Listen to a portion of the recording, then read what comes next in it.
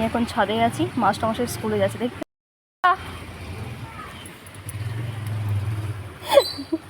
আসতে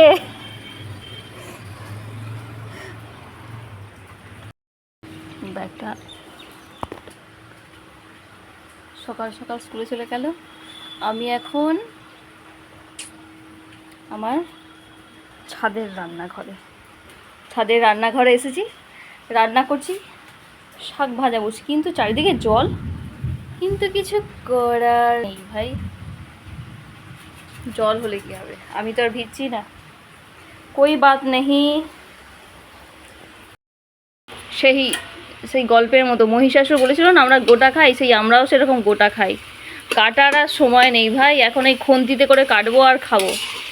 ছাড়া শাক জমি থেকে নিয়ে আসা হয়েছে, সেইগুলোকেই এখন কী করবো, দিকে কাটার সময় নেই। নিচে মাস্টারমশাই খেতে বসেছে, আর আমি কি করেছি, ছেলে বলছি মা কাটবে না, হয়েছে, আরে ভাই বাবা কাটতে হবে না, দেখ না হয়ে যাবে।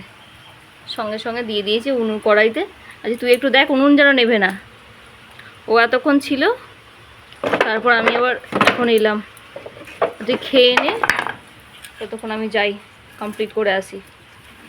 এই জায়গাটা কালকেই গুছিয়ে পরিষ্কার করে রেখে গিয়েছিলাম। মেঘ ডাকছে আর আমি ছাদে রান্না করছি, কি মজা। এমন ফিল পেতে গেলে কি করতে হবে।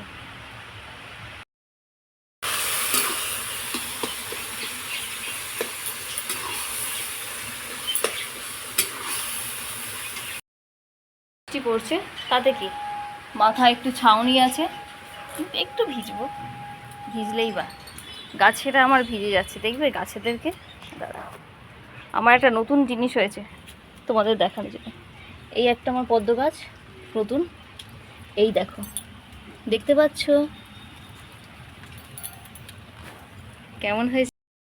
কেমন হয়েছে বলো তো।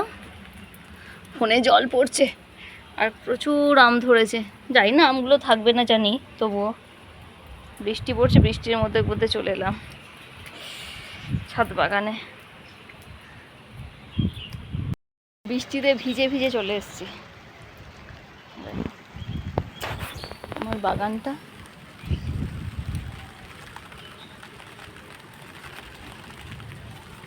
প্রচুর কুড়ি আসবে, এটাতে প্রচুর কুড়ি ফুল ফুটবে, অজস্র কুড়ি হবে।